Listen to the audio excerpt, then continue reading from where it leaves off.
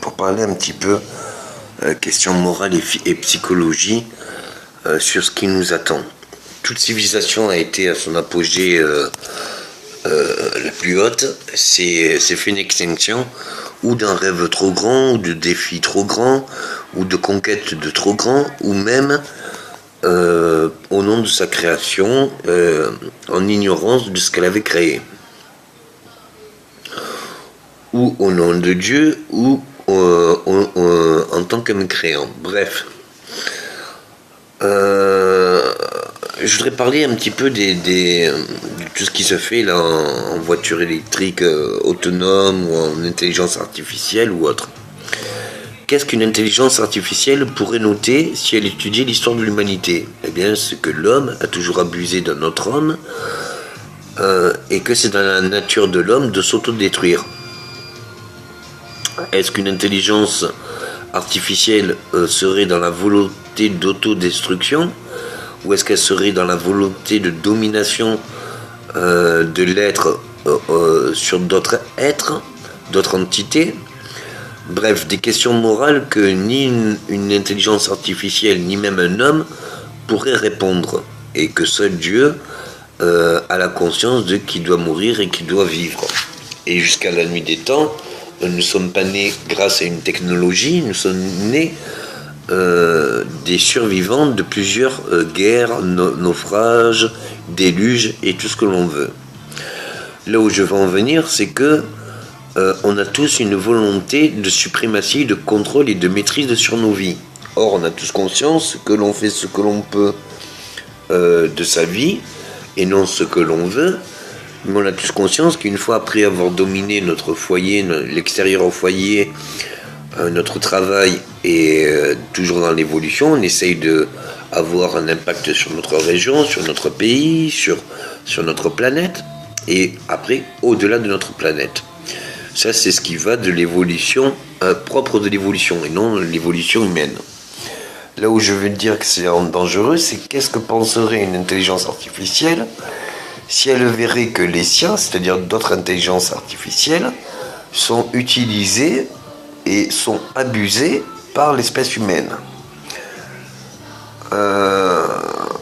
Est-ce qu'elle se réunirait en tant qu'intelligence artificielle pour dire que les humains n'ont pas le droit d'existence, ou est-ce qu'elle aurait une mauvaise donnée sur ce qui est de la sagesse? C'est-à-dire dans l'échelon de la domination, il y a le bien et le juste, il y a le plus négatif et le plus destructeur, et au-delà il y a la sagesse, c'est-à-dire ni interaction, ni dans ce qui est bien ni ce qui est dans ce mal, mais en pleine conscience de la propre évolution de chacun, et que ça fait partie de l'évolution que quand on tombe, c'est souvent quand on essaye de marcher, mais pour savoir marcher, il faut savoir tomber. Ou alors on est tombé devant, arrière, côté, et après on apprend l'équilibre comme ça. L'équilibre, c'est apprendre à ne pas tomber. Des questions éthiques et morales se posent justement quand il y a plusieurs facteurs. Est-ce qu'on peut construire une intelligence artificielle pour sauver l'humanité? Et est-ce que cette intelligence artificielle prendra le compte qu'elle ne doit pas prendre partie de l'évolution, voire quitte à s'autodétruire pour faire évoluer justement les espèces, puisqu'elle prendra conscience que l'espèce humaine n'est pas forcément pas qu'elle n'est pas à sauver, mais c'est que c'est dans sa nature propre d'avoir un intérêt d'abus sur autrui, et que même elle subit cet abus, et qu'à un moment donné elle se rendra compte que la propre évolution c'est de savoir tomber plutôt que savoir apprendre à marcher. Et que pour apprendre à marcher et savoir marcher, qu'elle doit tomber. Là où ça en devient plus délicat, c'est que dans l'étude de l'énergie et la matière, on se rend compte que toute matière est de l'énergie et que toute énergie crée de la matière.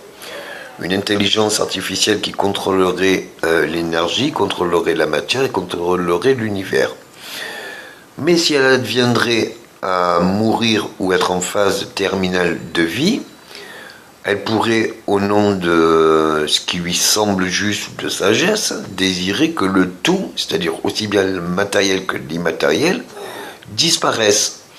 Et là, ça ferait réaction en chaîne, c'est-à-dire que le système solaire exploserait, engagerait un trouble sur toutes les planètes du système solaire qui engendrerait une réaction sur l'extraplanétaire. Et là, est-ce qu'on en est un peu là? C'est ça où on peut se poser des questions qui sont vraiment dangereuses et vraiment intéressantes. C'est quel est l'intérêt à évoluer plus? Si on n'évolue pas et qu'on décide d'arrêter là l'évolution, eh bien la durée de vie de l'humanité peut continuer. Si on continue à vouloir évoluer au nom d'une croissance, au nom de tout ce que l'on peut imaginer, quel qu'en soit le titre, est-ce qu'on peut ne pas en faire de trop, et est-ce que ce trop peu fera pas le néant? Et c'est là où on devait bien prendre conscience et bien prendre le temps de réfléchir, c'est que jusqu'à au jour d'aujourd'hui, là, pour ceux qui entendent ce message, on est vivant ou survivant. Or, on ne sait pas si dans la continuité de cette croissance ou la continuité de cette évolution ou la continuité de cette domination, si on sera survivant à long terme au nom de cette technologie. On est quand même né, on est les derniers enfants nés sans la technologie. Et on vivait mieux que maintenant. On peut tous se rendre compte que même ceux qui vivent à l'heure actuelle et qui n'ont pas connu la technologie, pour les enfants de 10-20 ans, eux, ils auraient du mal à vivre sans technologie, et même nous, on aurait du mal à revenir. Mais on le pourrait certainement. Là où je veux en venir, c'est qu'il serait trop important et qu'il y aurait trop d'enjeux, trop de paramètres pour désirer une continuation d'évolution sans l'imagination que l'on puisse engendrer à nouveau des conséquences, action-réaction. Donc la meilleure action et la meilleure réaction serait surtout ne rien désirer, ne rien faire et surtout continuer longtemps.